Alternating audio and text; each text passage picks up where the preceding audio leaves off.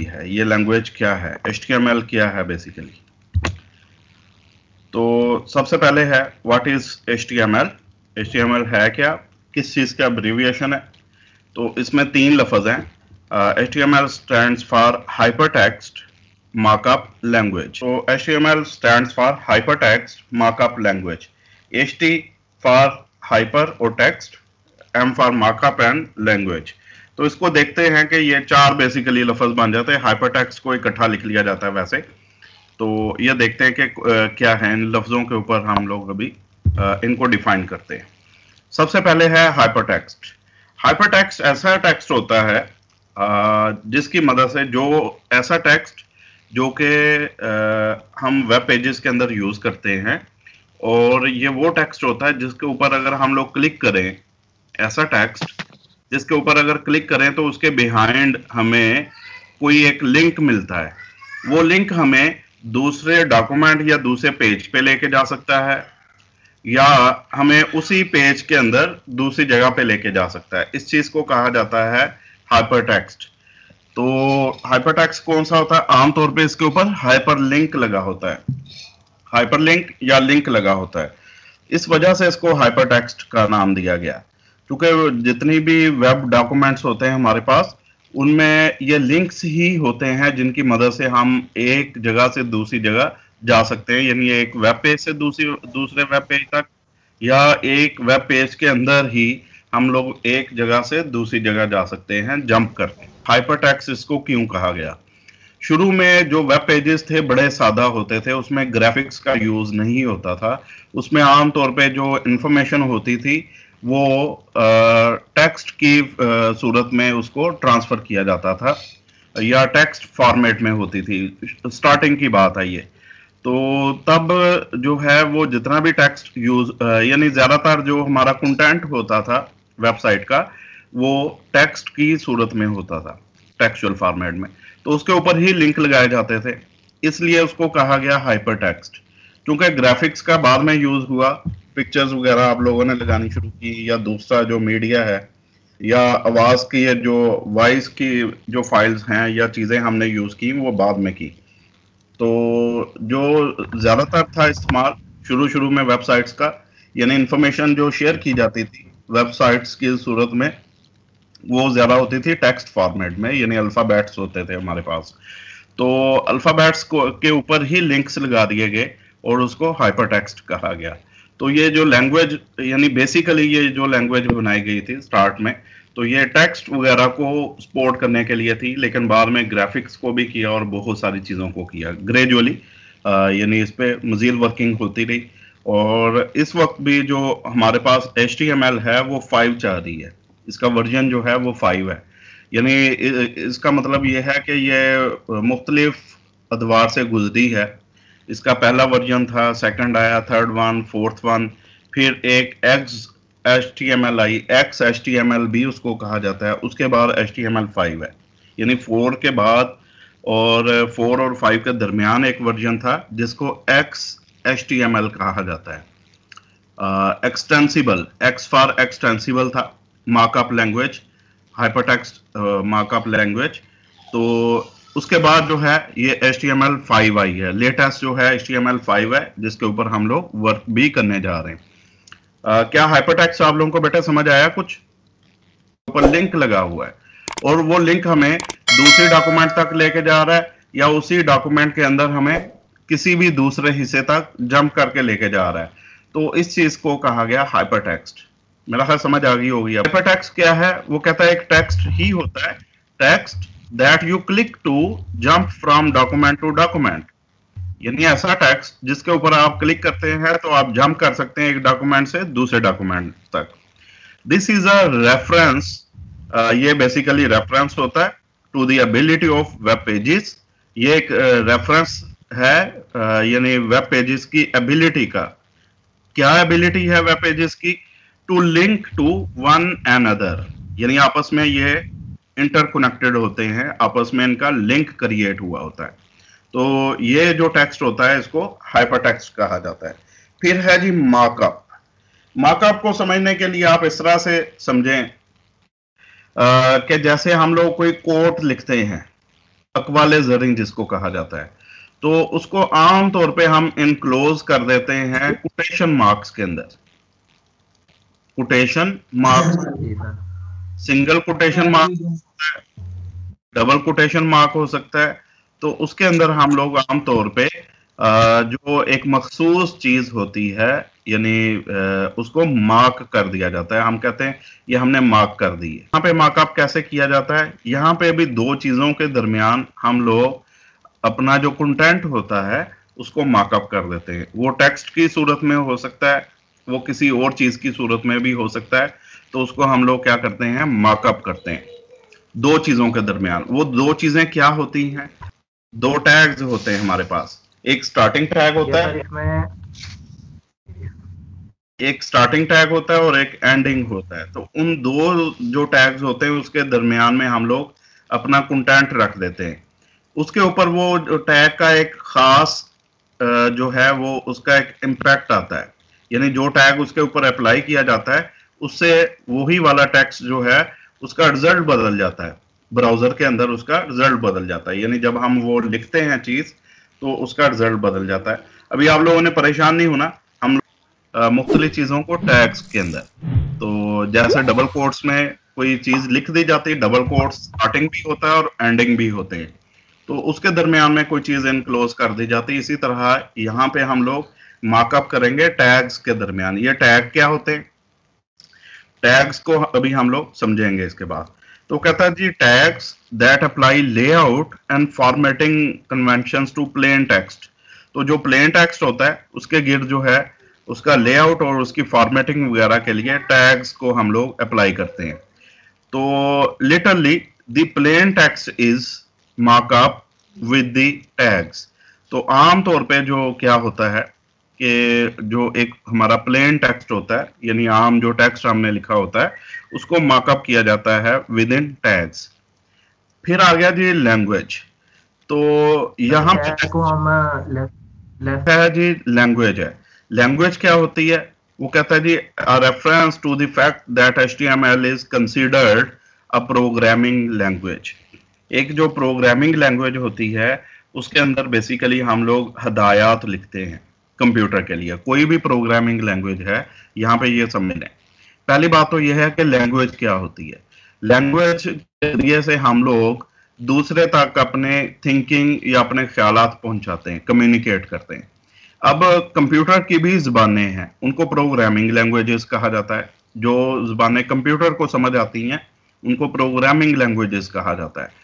अब हम क्या करते हैं? हम वो ज़बान सीख लेते हैं। जैसे अभी हम लोग HTML सीखने जा रहे हैं, तो जो कंप्यूटर की ज़बानें होती हैं उसमें हम लोग बेसिकली कंप्यूटर के लिए क्या दे रहे होते हैं? हदायत दे रहे होते हैं, इंस्ट्रक्शंस दे रहे होते हैं उसको। जो भी इंस्ट्रक्शन देते हैं उसके मुताबिक जो है हमारे पास आउटपुट आ रही होती है। तो ये चीज कहलाती है लैंग्वेज। यानी लैंग्वेज में क्या होता है? हमारे पास सीरीज ऑफ एक्शंस होते हैं, इंस्ट्रक्शंस होती हैं, सीरीज ऑफ इंस्ट्रक्शंस होती हैं। हमारे पास हदायत की पूरी सीरीज होती है और उसको हम लोग यूज करते हैं।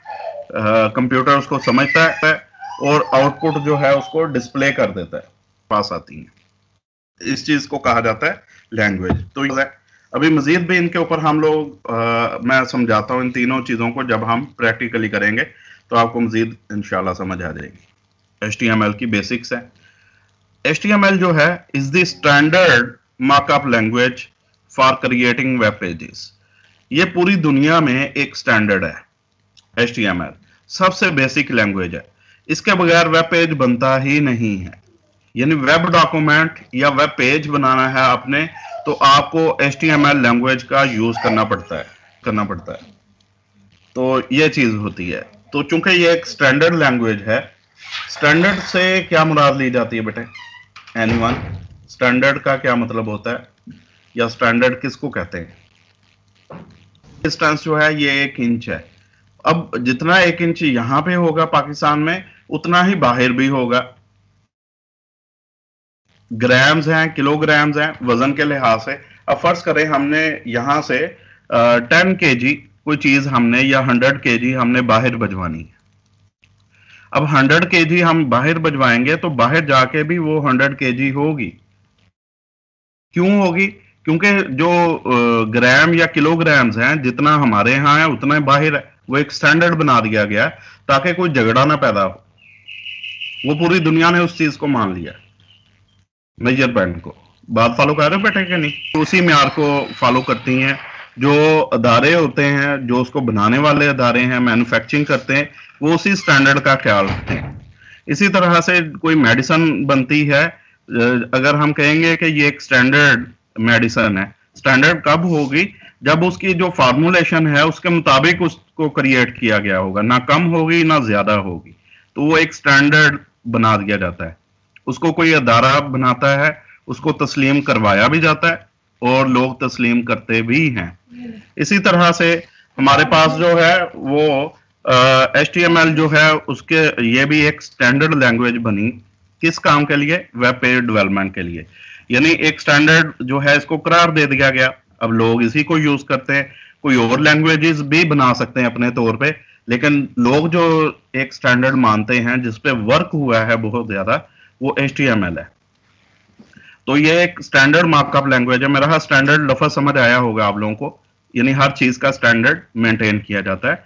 तो ये एक स्टैंडर्ड मार्कअप लैंग्वेज है, किस काम के लिए? Creating web pages. फिर वो बात कर रहा है जी, HTML describes the structure of a web page. ये इंपॉर्टेंट पॉइंट है यहाँ पे, सेकंड वन भी, कि हम लोग जो एक स्ट्रक्चर बनाते हैं वेब पेज का, वो आपका इसी लैंग्वेज के अंदर बनता है। बेसिक जो स्ट्रक्चर होता है आपके वेब पेज का, वो HTML लैंग्वेज के अंदर ही बनाया जाता है। वो है कि इस लैंग्वेज का काम क्या है, वेब पेज डेवलपमेंट में काम क्या है? क्या पूरा वेब पेज हम डेवलप कर लेते हैं इसकी मदद से? आंसर है नो। हम पूरा वेब पेज नहीं डेवलप करते, बल्कि हम उसका एक स्ट्रक्चर क्रिएट कर लेते हैं इसकी मदद से। हमें मजीद लैंग्वेजेस की जरूरत पड़ती है बाद में, उसको मजीद उसकी फिनिशिंग के लिए। जैसे आप लोग एक बिल्डिंग तैयार करते हैं, तो एक होता है उसका स्ट्रक्चर, यानी आपने दीवारें खड़ी कर दी, आपने उसकी छतें डाल दी, आपने एक स्ट्रक्चर बना दिया, लेकिन बाद में उसकी फिनिशिंग की जरूरत पड़ी, बाद में उसको मजीद चीजों की जरूरत पड़ी, तो उसके लिए हमें एक्स्ट्रा काम करना पड़ता है। तो HTML आपका एक रॉ जो स्ट्रक्चर होता है उसको खड़ा कर देती है, यानी एक पेज बना देती है। अब इसी लैंग्वेज के अंदर, अच्छा बाकी मजे की बात यह है कि जितनी भी वेब से मुतल्लिका जितनी भी लैंग्वेजेस हैं, यानी वेबसाइट डेवलपमेंट से मुतल्लिक, वो तमाम की तमाम लैंग्वेजेस भी HTML के अंदर ही यूज करते हैं। हम एम्बेड कर देते हैं उनका कोड, इसके अंदर हम यूज करते हैं। तो यानी हमें ये नहीं है कि उन लैंग्वेजेस को एक्स्ट्रा यूज करेंगे, बल्कि हम लोग अपने HTML के अंदर ही उन लैंग्वेजेस को भी यूज करते हैं। जैसा कि हम लोग करेंगे इंशाल्लाह, तो आप लोगों को इस चीज की भी समझ आ जाएगी। तो ये सेकंड जो पॉइंट है वो क्या है कि हम लोग बेसिक जो स्ट्रक्चर है वेब पेज का, वो इसकी मदद से डेवलप करते हैं। वो कहता है HTML consists of a series of elements। Basically जब हम लोग लैंग्वेज सीखते हैं तो हम लोग सीरीज ऑफ एलिमेंट्स वहां पे देते हैं। हमने टैग्स की बात की, टैग जो है वो भी एलिमेंट का हिस्सा है, टैग जो है वो भी एलिमेंट का हिस्सा है। अभी एलिमेंट को हम लोग समझेंगे कि एलिमेंट क्या करता है। तो फिलहाल एक नया लफ्ज आ गया टैग्स के बाद हमारे पास एलिमेंट्स, तो इसको हम देखते हैं एलिमेंट क्या करता है। चौथे पॉइंट पे वो बता रहा है HTML elements tell the browser how to display the content. यानी एलिमेंट जो भी हम देते हैं वो बेसिकली ब्राउजर को बता रहा है कि जो कंटेंट दिया गया है वो कैसे शो होगा। तो आप लोगों ने को पता है कि कंटेंट जो है वो हम लोग जितना भी कंटेंट होता है हमारा, वो किस किस सूरत में हो सकता है? वो जनाब आपके हो सकता है टेक्स्ट फॉर्मेट में हो सकता है, पिक्चर फॉर्मेट में हो सकता है, यानी ग्राफिकली हम दे सकते हैं, ऑडियोज की शक्ल में दे सकते हैं। ये एलिमेंट्स हमने पढ़े हुए हैं, इनको काफी डिस्कस किया हुआ है। तो उनको कैसे डिस्प्ले होना है, ब्राउजर को कौन बता रहा है? वो एलिमेंट्स बता रहे हैं। एलिमेंट्स किस चीज का हिस्सा है? ये HTML लैंग्वेज का हिस्सा है। और जब हम लोग एलिमेंट्स को सीखेंगे और उनको राइट करना सीखेंगे तो हम कहेंगे जी हमने HTML सीख ली है। क्लियर हो रही है बात? कहता है जी HTML elements label pieces of content such as, यानी इस तरह से वो लेबल करता है। यहाँ पे this is a heading, heading को डबल कोट्स दे दिए गए। यही चीज मैं समझा रहा हूँ कि जैसे डबल कोट्स में हम एनक्लोज करते हैं, ऐसे हम लोग एलिमेंट का यूज करेंगे, और उस एलिमेंट किन चीजों पे मुश्तमिल होता है, आगे वो टैग्स पे मुश्तमिल होता है, तो टैग्स के अंदर वो आ जाएगी चीज। अच्छा बेटा, अजान हो रही है। बेटा अभी बेसिक्स इसकी चल रही हैं, तो HTML की, इसमें इसकी हिस्ट्री आ जाती है। तो हिस्ट्री के मुताबिक जो है, इसको कब बनाया गया HTML को, वो कहता है has evolved immensely since its inception in the late 1980s। ये कब बनाई गई है? लेट 1980s में बनाई गई। इन्हें गालबन जो HTML है ये 88-89 में इसको बनाया गया, लेट 1980s वाली जो दहाई थी, डिकेड था, उसमें बनाया गया। तो तब से इसके ऊपर वर्क शुरू होता है। यानी टोटल जो है इस लैंग्वेज को बने हुए कोई 32-34 साल हुए हैं।